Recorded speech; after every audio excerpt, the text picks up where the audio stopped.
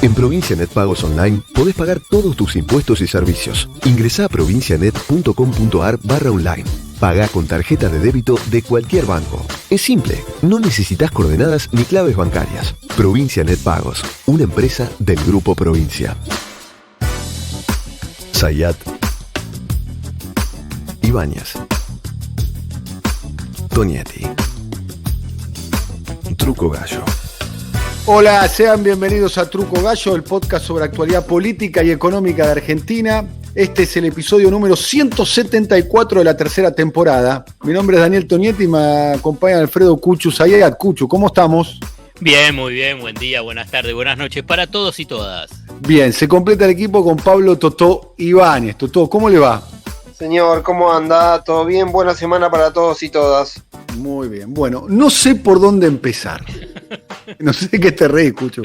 No, nada. Es el mejor comienzo. No sé por dónde empezar, porque no sé si es por la carta, si es por los cambios de gabinete, si es por el episodio que se está viviendo en estos momentos en Tucumán, que parece resuelto, también una secuela de guerra de gobernadores y vices, pero elijo empezar por un párrafo de una nota publicada en el día de ayer por el periodista Pablo Ibáñez, que es muy parecido al Pablo Ibáñez que participa en Truco Gallo.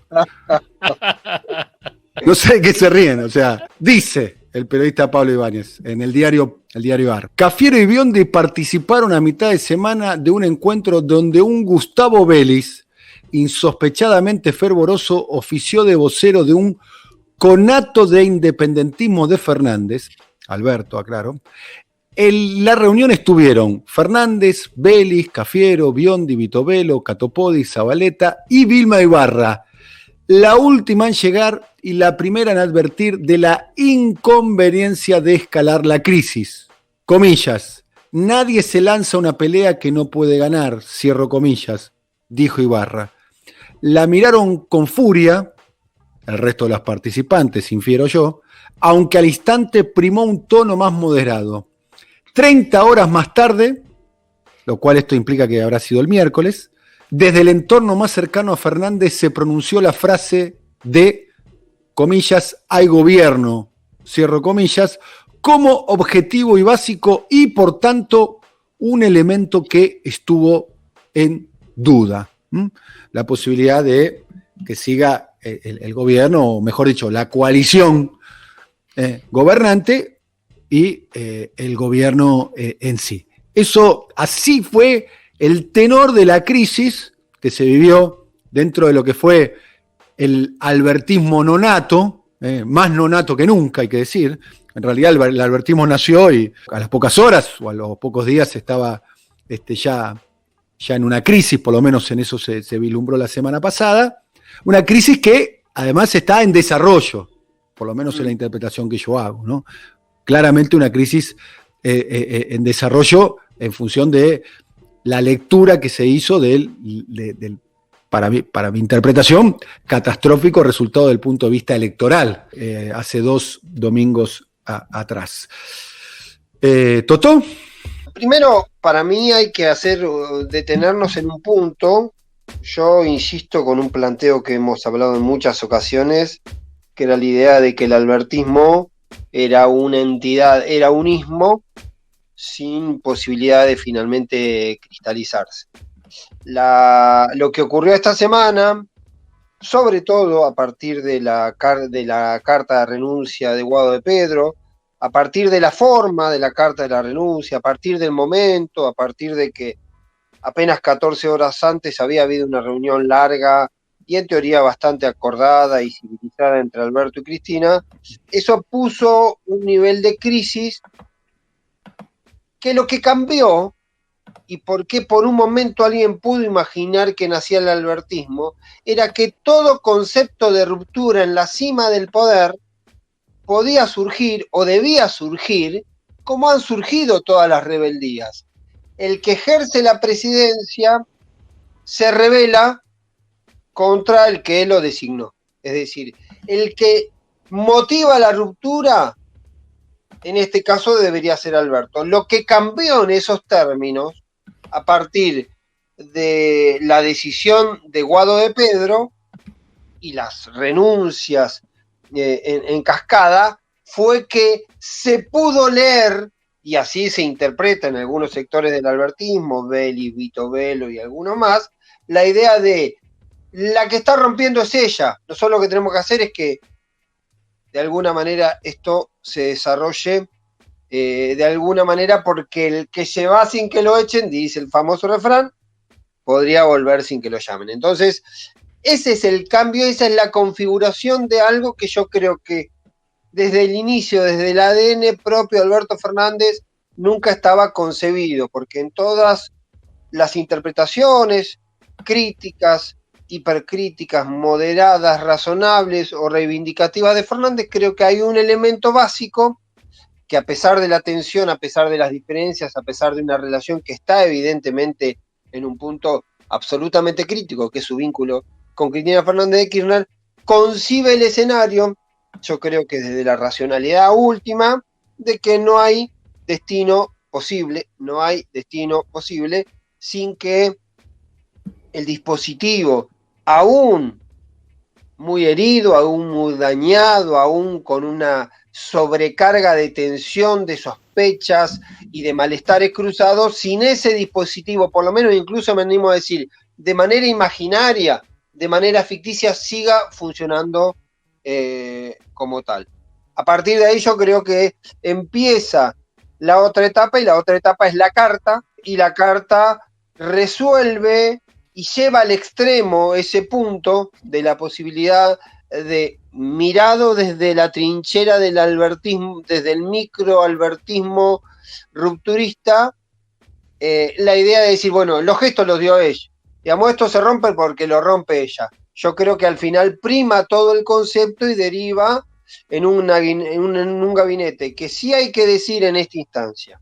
Pablo, me dejaste, Sí. te hago una pregunta, y es un interrogante, simple, yo lo leí, no sé si le doy crédito o no, por ahí si vos lo escuchaste, o si simplemente es un delirio de tantos que por ahí se escribieron. En esas horas, ese día, esas horas tan críticas, hubo sectores más allá de esta anécdota que vos contás, que, no, impulsadas con apoyos empresarios, que buscaron apoyos empresarios, apoyos sindicales, para hacerlo más claro, CGT, grupos económicos, donde le dijeron, bueno, vos rompé y acá tenés todo el apoyo. Obviamente que algunos que sumaban, no sé si estaban o no, gobernadores y otros fuerzas vinculadas con el peronismo, con cierto no consenso o de acuerdo, como que la oposición no iba a ser tan salvaje. ¿Eso fue cierto? Eso ¿Fantasía? fue cierto. No, eso fue cierto. Eso fue cierto. ¿Podés identificar a esos sectores? Yo no le quiero poner nombre y apellido en el sentido, porque no tengo la certeza plena de que eso ocurrió. Yo sé que hubo conversaciones, que hubo mensajes de sectores. Pero puede estar la CGT, puede estar. De sectores mediáticos, de sectores de poder, de gremiales empresarias, de dirigentes sindicales, que yo creo que no es muy difícil de identificarlos por el proceso de este tiempo, digamos. Actores que estuvieron en todo momento. Yo creo que, hagamos una lectura sobreinterpretada, ¿sí? El comunicado de la CGT, por citar un caso, después las entidades empresarias estuvieron en silencio, ¿no? Pero se sienten mejores en el silencio y en el mensaje por abajo que en otra cuestión. Pero también lo que dice CGT, lo que dice Hugo Moyano en su conferencia de prensa del miércoles, diciendo que el presidente iba a salir fortalecido de esta situación. Después hay interpretaciones y después hay lecturas que yo creo que son obvias en algunos planos, a partir de que se estaba viendo el metro cuadrado propio, actores políticos que entendían que una eventual salida básicamente de la cámpora del poder, con quienes tienen disputas y convivencias difíciles hace tiempo, podía mejorar su situación. Yo creo que en el fondo, y desde esa frase de Vilma Ibarra acompañada luego y en el mismo tono por Catopodis, y que después interviene también en una línea similar Cafiero, y creo que globalmente se entiende ese concepto general, Olmos también, es esa idea de, muchachos, esto puede servir para la chiquita, pero para la grande no tiene utilidad. Y el otro concepto... Lo que sería servir para la chiquita era tomar distancia de Cristina y el kirchnerismo y independizarse. La hipótesis de que no forme parte el kirchnerismo y en la cámpora del sistema de gobierno podía dar más espacio para otros actores, pero esos espacios para otros actores... ¿Te puedo preguntar? No revertía la debilidad o el vacío que puede suponer que un sector, que todos decimos, coincidimos, creo que hay una coincidencia general, a veces por diagnóstico, otros por malicia y otros por sobreestimación, pero creo que todos coincidimos en que es el socio principal. Cristina, el cristinismo es el socio principal de ese dispositivo. Entonces, quiero hacerte unas preguntas, Pablo, con respecto a eso. Definiste recién, por eso quise arrancar con el párrafo tuyo, donde está Vilma Ibarra, ¿no? Vilma, que es un cuadro técnico con experiencia política, tuvo la oportunidad de participar de dos experiencias traumáticas en términos institucionales. Sí, una de la Alianza, por la cercanía que le tocó en aquel momento en la crisis de la Alianza, y otra en la crisis institucional que le tocó con la caída del gobierno de quien era su hermano, Aníbal Ibarra. O sea, para decir una manera, tiene en su experiencia empírica, digamos, en su experiencia personal, en su biografía, haber atravesado situaciones no similares a esta, pero con grado de inestabilidad institucional, llamémoslo. Sí. Me gustaría, y otra persona, en tu párrafo, vos también sindicás de alguna manera, como, llamémoslo, el grupo de los, comillas, halcones, cierro comillas, a Gustavo Vélez, que también tiene su experiencia en gobierno y haber, si se quiere, abandonado gobiernos. Bueno, lo hizo con Carlos Menem, ¿no? Con la famosa frase de lodazal con los zapatos blancos, y luego en el gobierno también de Néstor Kirchner con su tirria y disputa con un sector de la comunidad de inteligencia, ¿no? O sea, con Estiuso, básicamente. Sí, ponele. Bueno, o por lo menos esa fue la razón que se publicitó. Quizás las razones de la salida del gobierno de Vélez, del gobierno de Néstor Kirchner, fueron otras, ¿no?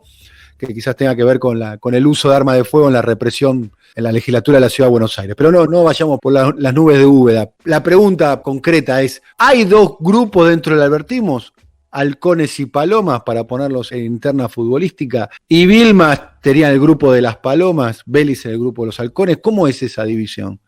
Primero, el caso de Vilma hay que entenderlo porque Vilma hace un tiempo, más allá de que forma parte de la cercanía de Alberto, que tiene, como muchos, diferencias y matices sobre cómo se está manejando el gobierno. Críticas que, además de ir al entorno directo de Alberto, también van a Alberto, porque todos sabemos también que hay críticas sobre ciertos comportamientos, ciertos modos, ciertos mecanismos que tiene Alberto a la hora de moverse, de la comunicación directa y de cuestiones de ese tipo. Ahora, lo que sí es cierto que dentro del albertismo aparecen figuras que en un momento parecían más moderadas, como era Vito Bello, que de hecho siempre se recuerda que Vito Bello fue el único funcionario de Alberto que siguió funcionando con Cristina en la Oficina Anticorrupción, y que también algunos que eran de línea más moderada se endurecieron en este contexto, y otros que han sido de línea más dura también en este contexto aparecieron al final como bajando el tono para no llevar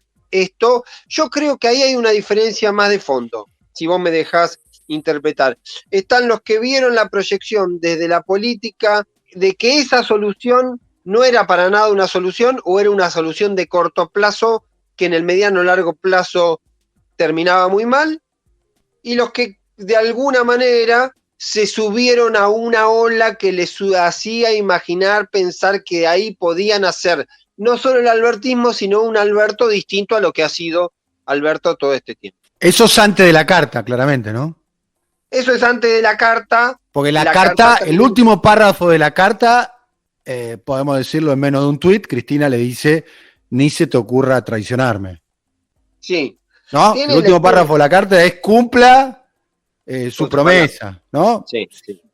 Para... Yo en un momento me atreví, no porque no, un dirigente muy cercano a Cristina me dice en un momento, hay que entender ahí que también Cristina está dando un ultimátum cuando dice que ella sabe lo que es convivir con un vicepresidente en contra, y esta persona me invita a leer eso como la posibilidad de que Cristina, si considerase necesario, podría ella correrse del gobierno en un contexto. No, no lo creo eso. No, No bueno, lo creo. yo no.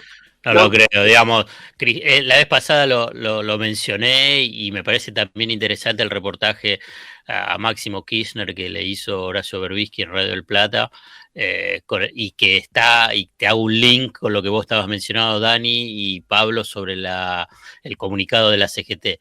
Es muy institucionalista, hasta yo creo que debe haber pocos dirigentes políticos con cargos muy relevantes que tengan un criterio y un respeto hacia las instituciones y cómo tienen que funcionar, pese al discurso y lo que se ha escrito y lo que se menciona y que no paran de hablar y de decir como que Cristina está por encima de las instituciones y hay que pelear por la República y toda esa zaraza. Máximo Kirchner dijo precisamente, y ahí le tiró un palo a ese comunicado de la CGT, cuando la CGT mencionó la tensión de gabinete o la crisis política como una crisis institucional. Entonces ahí Máximo Kirchner dijo que cómo van a pensar que Cristina va a poner en riesgo la institucionalidad, como que ahí la pifiaron los muchachos de la CGT.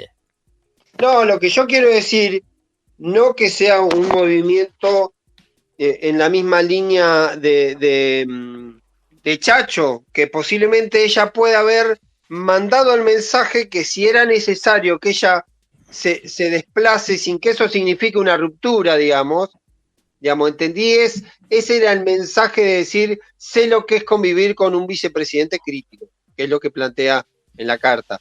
No fue mi interpretación, estoy compartiendo una interpretación que me hace en esa línea diciendo que también Cristina estaba dispuesto a resignar, en todo caso, cuestiones si tenía que resignar. Sí es cierto, y ahora lo podemos resignó el espacio de gabinete, no sé cuál es tu evaluación. E incluso también dentro del reordenamiento del gabinete de Axel aparecieron 2 intendentes y se corrieron lo que sería línea Kicillof, línea... Está bien, pero aparecen 2 intendentes que si querés elegir, si radarizás a todos los intendentes del conurbano, salvo Mayra, creo que no hay 2 intendentes que tengan una mejor y mayor vínculo con Máximo, con la Cámpora y que Cristina, que Nardini e Insaurralde. No, por eso te lo pongo todo el paquete, me parece que todo el paquete... No. Yo entiendo, digo... Me parece que el cambio de gabinete de Provincia de Buenos Aires es más una intervención sobre Axel por parte del dispositivo Intendentes Cámpora que una intervención sobre el kirchnerismo, me parece, ¿no? Con la salida de 2 del equipo íntimo de Axel Kicillof, que era un poco lo que le reprochaba el peronismo territorial, los intendentes y la propia Cámpora. Hay una tensión entre la Cámpora y Axel, una tensión sorda, pero existe esa tensión. Las críticas se hacían al estilo de gestión de universitario, esa es la palabra que utilizaban para descalificarlo, por cierto, el estilo universitario de Axel.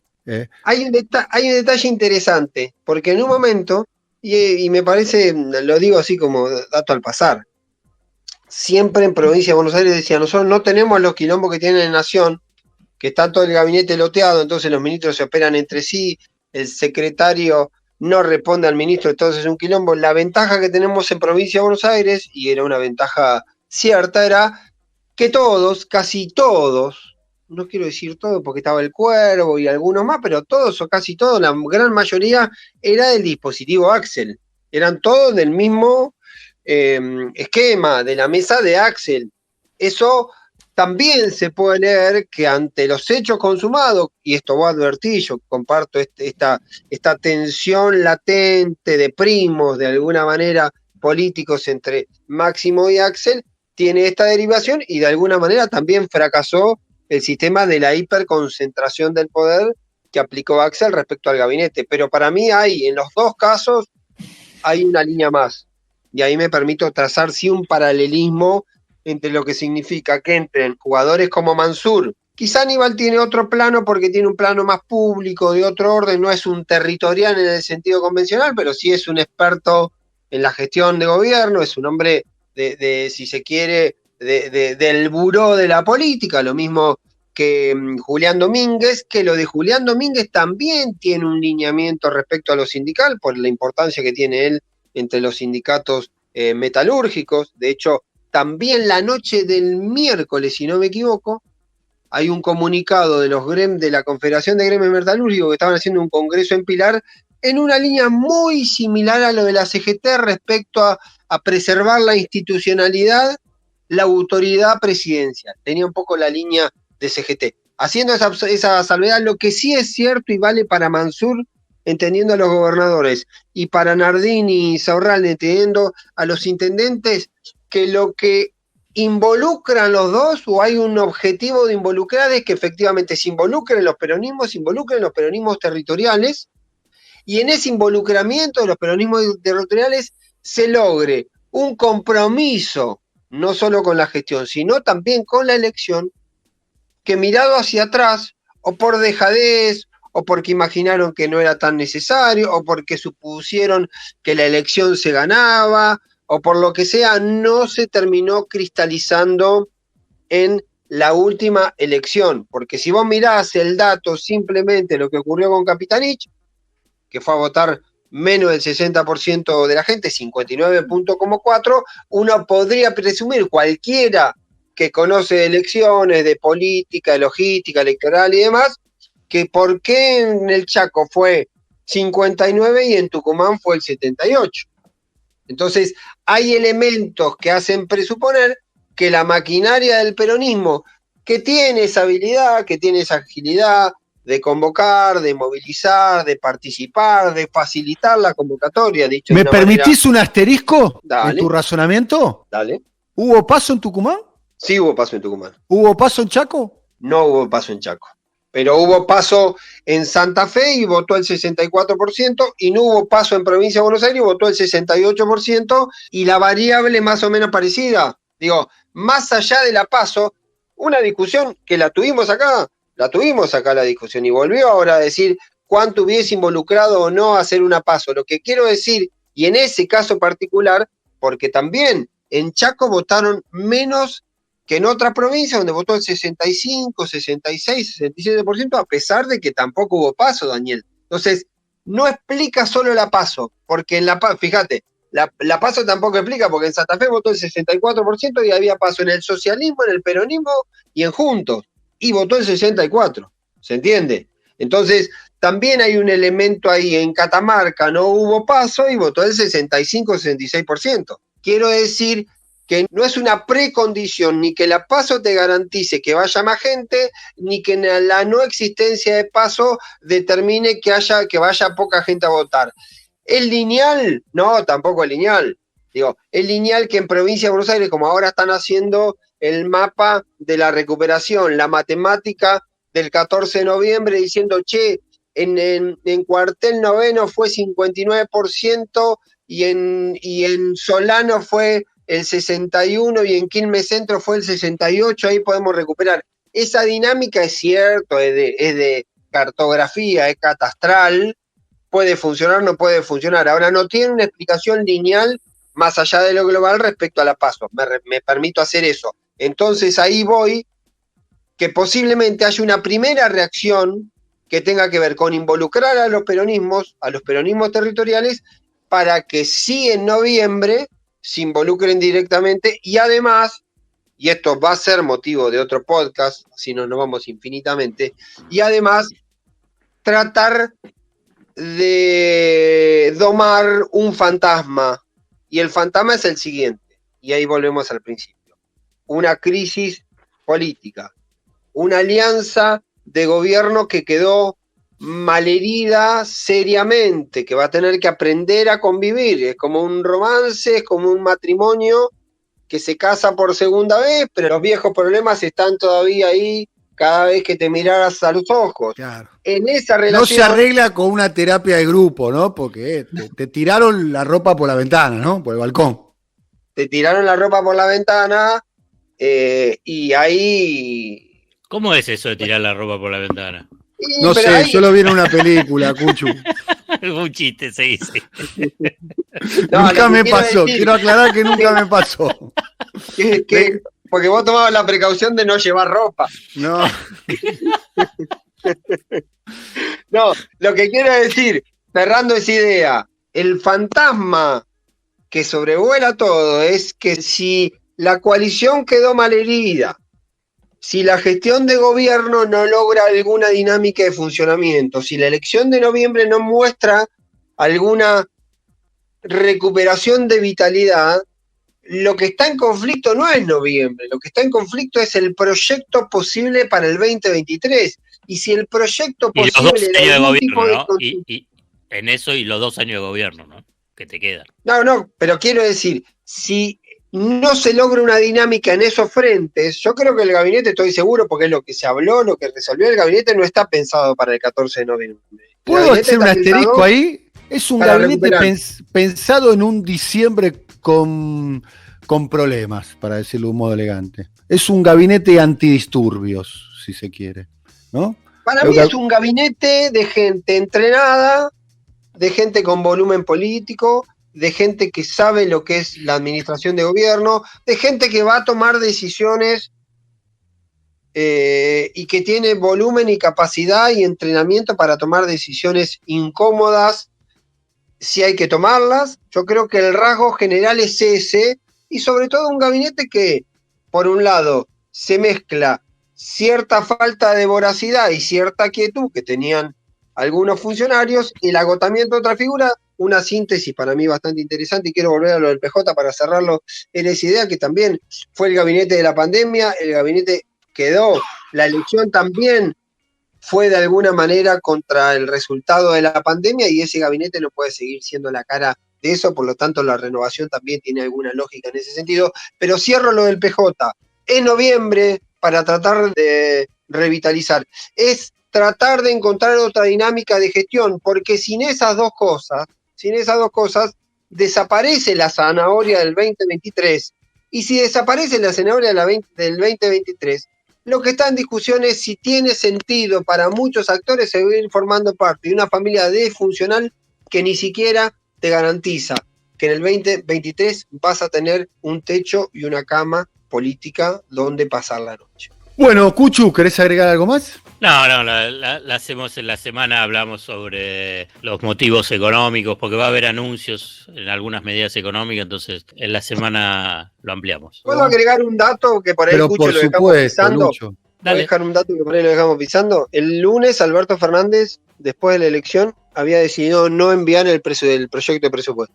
Hubo discusiones dentro del gobierno y finalmente se decidió enviando. El envío de ese proyecto generó algunos chispazos posteriores y fue uno de los motivos que fue escalando y generó la discusión. Lo más llamativo es que el mismo lunes se había anunciado que el jueves iba a haber anuncios.